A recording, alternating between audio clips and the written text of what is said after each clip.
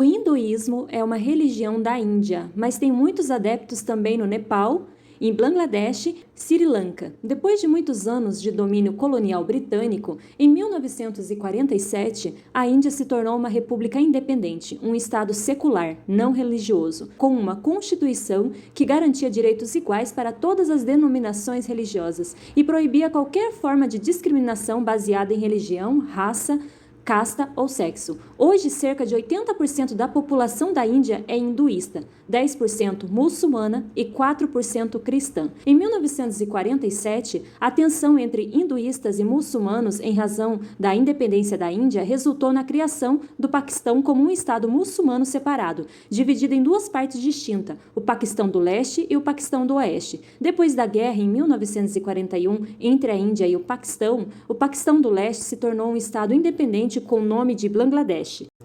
Outros países asiáticos denominados pelo Islã são a Malásia e a Indonésia. Nas Filipinas, país que permaneceu colônia espanhola até o final do século XIX, predomina o catolicismo romano, cerca de 80% da população. O que é o hinduísmo? Diferente das outras religiões mundiais, budismo, cristianismo e islã, o hinduísmo não tem fundador, nem credo fixo, nem organização de espécie alguma. Projeta-se como uma religião eterna e se caracteriza por sua imensa diversidade e pela capacidade excepcional que vem demonstrando através da história de abranger novos modos de pensamento e expressão religiosa. A palavra hinduísta significa simplesmente indiano, da mesma raiz do rio Indo, e talvez a melhor maneira de definir o hinduísmo seja dizer que é o nome das várias formas de religião que se desenvolveram na Índia depois que os indo-europeus abriram caminho para a Índia do Norte, de 3 a 4 mil anos atrás. A palavra sânscrita empregada é Varna, que significa cor. Sacerdotes, guerreiros, agricultores, comerciantes, artesãos e servos. Porém, à medida em que a sociedade indiana se desenvolveu, as pessoas foram sendo divididas em novas castas. No início do século XX, havia em torno de 3.000 castas. Não se sabe como surgiu o sistema de castas, e não há prova definitiva de que se trata de uma evolução do sistema de 4 classes.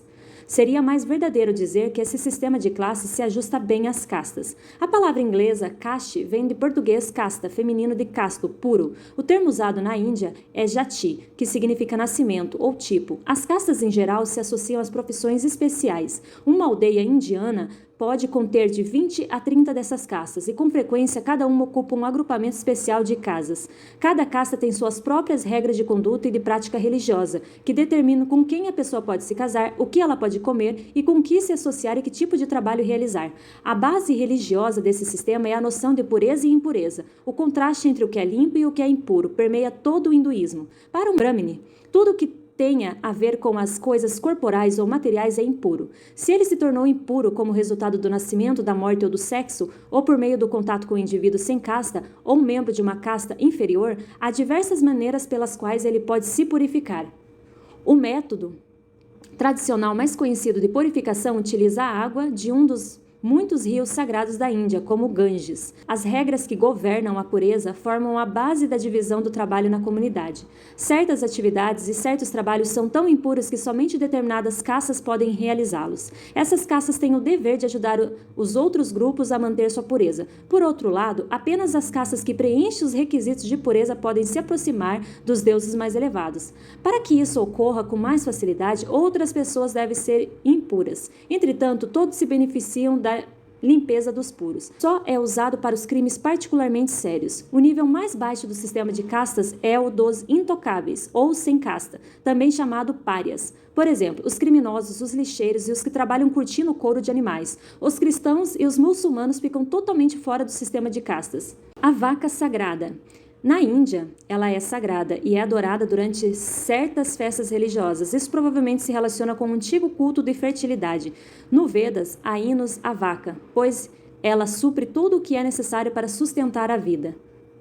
A vaca se tornou um símbolo da vida e não é permitido matá-la. Muitos ocidentais têm uma visão bastante negativa desse fato. Segundo eles, as vacas deveriam ser mortas para permanecer alimento à legião de famintos da Índia. Entretanto, considerando o lugar que a vaca ocupa na agricultura indiana, vemos também aspectos positivos. 70% da população vive do cultivo da terra e há uma grande falta de animais de tração num país em que o trator é pouco difundido.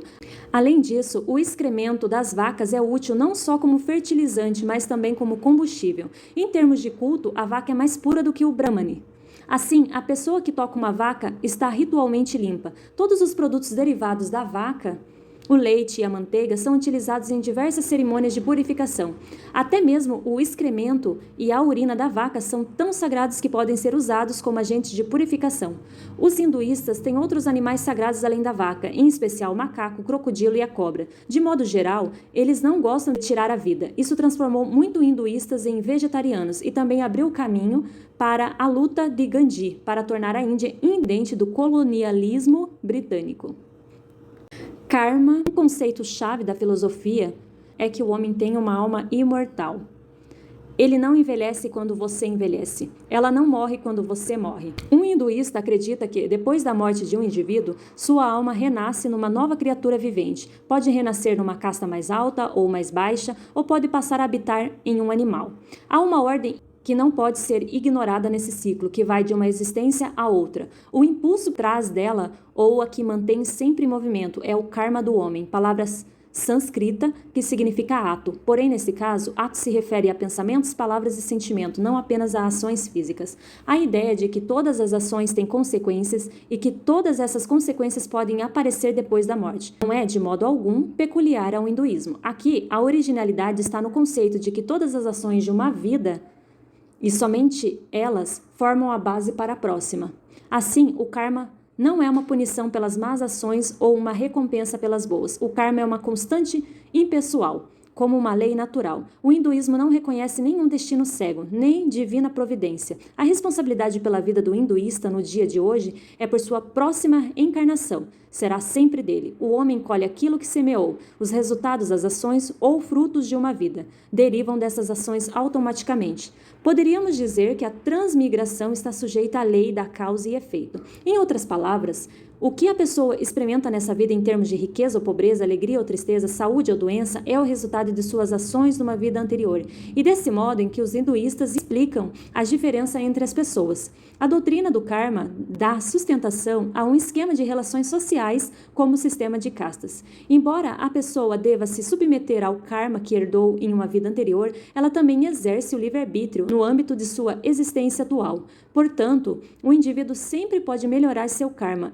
Quais são as vias da salvação? Vias de sacrifício, realizando sacrifícios e boas ações em busca da felicidade terrena e da transmigração. A via do conhecimento, compreender a verdadeira natureza da vida, a alma humana e o mundo espiritual. São uma coisa só.